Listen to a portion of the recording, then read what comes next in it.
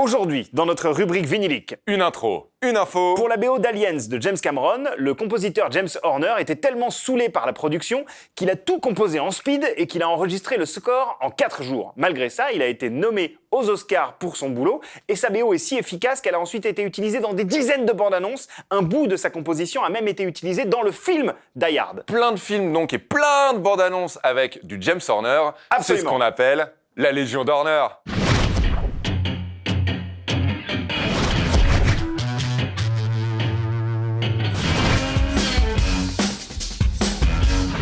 Le genre horreur au cinéma, ce sont des codes spécifiques dont les amateurs raffolent et qui font le succès de franchises s'étendant parfois sur des dizaines de films. Parmi ces codes, il y a évidemment les maisons hantées, les enfants démoniaques, la symbolique des couleurs, le fétichisme des objets, etc.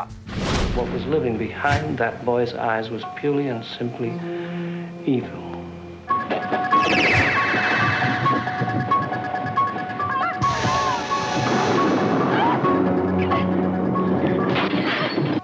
I think he'll come back. Autre point primordial dans la réussite d'un film d'horreur, sa BO. Au oui. fil des décennies, la composition de bandes originales de films d'horreur est devenue un art à part, respectant lui-même ses propres codes.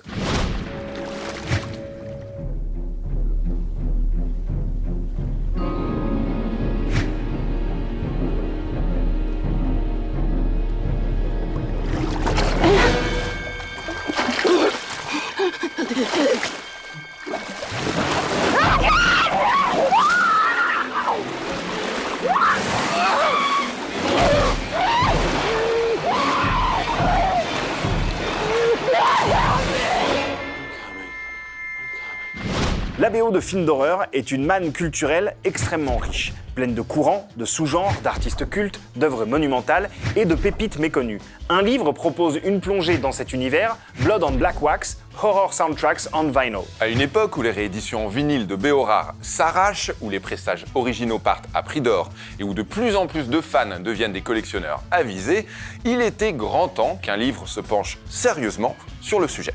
Ce livre, édité par le magazine américain Rue Morgue et écrit par les plumes expertes d'Aaron Lupton et Jeff Spriglass, regroupe près de 200 références allant de la BO orchestrale à l'italo-disco.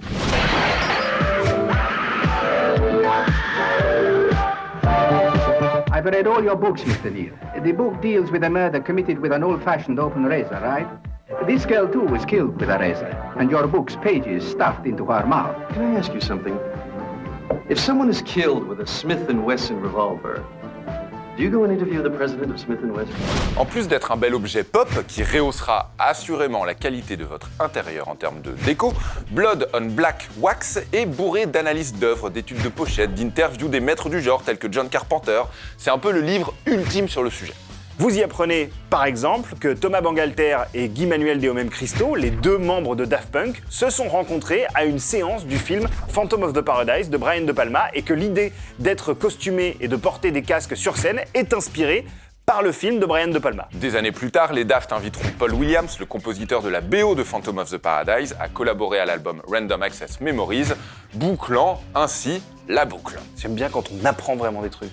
Blood on Black Wax est disponible en anglais pour une trentaine d'euros et si vous avez du bol, vous pourrez même dégoter pour pas trop cher l'édition spéciale sortie pour le Record Store Day 2019 avec en bonus un 45 tours de la BO de Prom Night, le slasher culte avec Jamie Lee Curtis. Tu l'aimes, hein, Jamie Lee Curtis? Je l'aime d'amour.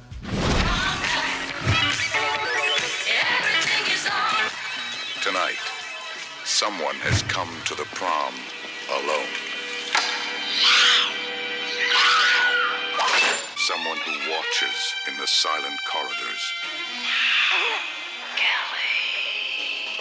Kelly.